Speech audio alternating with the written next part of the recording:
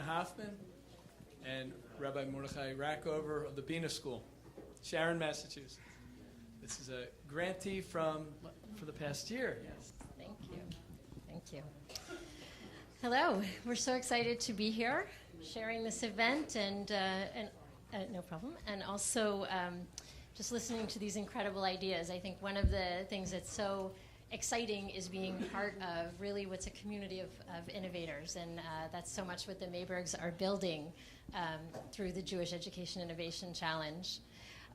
We want to thank Louis and Minette Mayberg. We would like to thank the trustees of the Mayberg Foundation for supporting the Jewish Digital Access Project and really enabling us to take on something so new and exciting, which we wouldn't otherwise have been able to do at this point.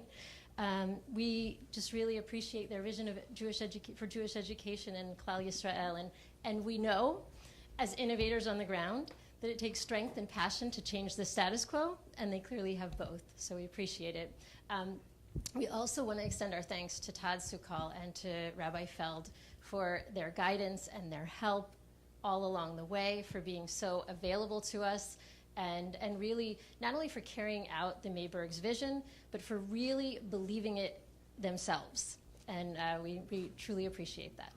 Rabbi Rackover is going to share some of our progress over the past year. Thank you. Excuse me.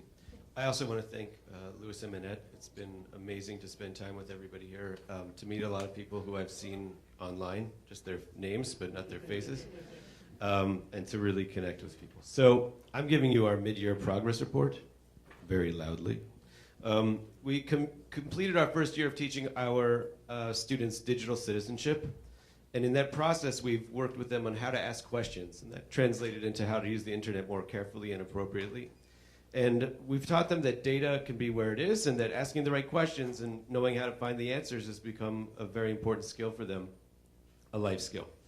We have given them structures to find success in that, finding that data when they need it, and we've given them structures to finding themselves in Torah, so that they can convert this process of asking questions to finding what they need to find in Torah that speaks to them directly. We taught them how to access Torah online so they could find those voices that speak to them. And we've also taught them a careful process of learning and checking into a website or wherever they might be looking at to make sure that it's a safe place to be for them to gain Torah through that experience. While we gave them a framework, we also taught them that they have we have developed tools in Jewish learning that are key tools for all of learning, right? Just as I said, all of this idea of asking questions and finding data, that is applicable in all contexts, but we make the center of that learning, that process, we make the center of that process within our Torah learning at our school. I want to say that the in-box, out-of-the-box thing, we taught them there's no box. And I think that's really important. They can find whatever they want in the way that they want to find it. They don't have to be limited by this idea that there's this way to do it and that way to do it. There's a plethora of ways to do it. And to get them out of this thinking that it has to be locked into these different contexts. And that their Torah learning should be the basis for all of their explorations, not just text, but also life skills and information about the life in general.